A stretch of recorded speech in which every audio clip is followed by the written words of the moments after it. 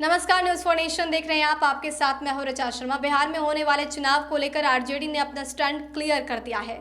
RJD की तरफ से लगातार चुनाव आयोग से ये सवाल पूछे जा रहे हैं कि जिंदगी को ताक पर रखकर क्या बिहार में चुनाव कराना जरूरी है? क्या वोटरों को कुछ हो जाता है तो जिम्मेदार कौन होगा? कोरोना का दायरा बढ़ रहा है, संक्रमण का खतरा बढ़ रहा है, ऐसे में चुनाव कराना कितना सही है? ये तमाम तरह के सवाल हैं जो आरजेडी लगातार पूछ रही है। और इसी बीच अब आरजेडी के प्रधान महासचिव अब्दुल बारी सिद्दीकी ने चुनाव आयोग को पत्र लिखा है। इस पत्र में ये बताया गया है कि कोरोना का संक्रमण बढ़ रहा है, खतरा बढ़ रहा है, ऐसे में चुनाव को टाल दिया जाना चाहिए, समय पर चुनाव नहीं कराना चाहिए। अगर ये चुनाव समय पर होता है, इसका मतलब यही माना जाएगा कि लाशों के ढेर के बीच सरकार चुनाव कराना चाहती है। राजद के राष्ट्रीय प्रधान महासचिव अब्दुल बारी सिद्दीकी की तरफ से मुख्य चुनाव आयुक्त को पत्र लिखा गया है।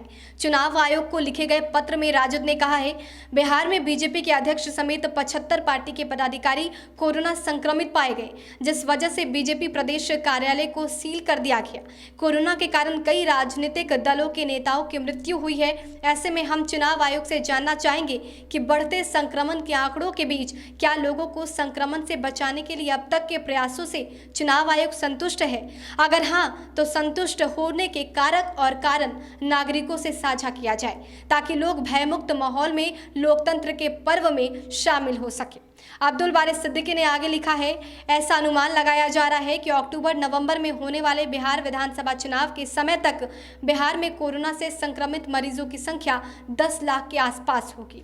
इसके मद्देनजर लोगों के मन में चुनाव के दौरान कोरोना संक्रमण के विस्तार को लेकर अनेक प्रश्न उठ रहे हैं। WHO ने भी ये माना है कि अक्टूबर-नवंबर महीने में संक्रमण उच्च स्तर पर होगा। हम चुनाव आयोग से ये जानना चाहेंगे कि आयोग की नज़र में क्या बिहार में कोरोना की भयावह स्थिति है? अगर हाँ, तो चुनाव कितना आवश्यक है? जिंदगी की कीमत पर बस रस्म अदायगी के लिए चुनाव कितना ज़रूरी है? अगर नहीं, तो चुनाव पारंपरिक तरीके से हो जैसे अब तक होते रहे हैं। लोगों की संपूर्ण भागीदारी और निर्वाचन के साथ सतत संवाद पहले की तरह सुनिश्चित किया जाए। चुनाव आयोग लोगों को भरोसा दिलाए और सुनिश्चित करे कि पूरी चुनाव प्रक्रिया कोरोना संक्रमण के महाविस्फोट की एक घटना न बन जाए। मतदान के दिन करोड़ों लोगों के घर से बाहर निकल मतदान केंद्र जाने के क्रम में संक्रमण बढ़ने का डर होगा। यदि मतदान बाद मतदाता संक्रमित हो जाता है और उनके साथ कोई अप्रिय घटना हो जाती है, तो क्या चुनाव आयोग मतदाताओं का जीवन बीमा कराने के बारे में चिंतित है?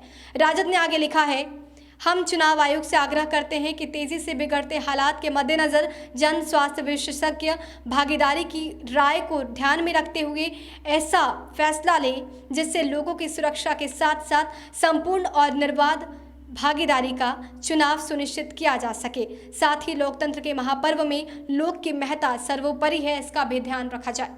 तो राजद के राष्ट्रीय प्रधान महासचिव ने कई सवाल चुनाव आयोग के सामने रखे। उन्होंने साफ तौर पर ये पूछा है कि WHO ने भी ये माना है कि अक्टूबर-नवंबर में संक्रमण का दायरा सबसे ज़्यादा होगा। ऐसे में आशंका जताई जा रही है कि नवंबर में बिहार में कोरोना संक्रमितों की संख्या 10 लाख तक होगी। ऐसे में क्या चुनाव कराना आवश्यक है? अगर ऐसी कीमत पर चुनाव कराया जाता है और कई आदमी संक्रमित हो जाते हैं, तो इसके लिए जिम्मेवार कौन होगा?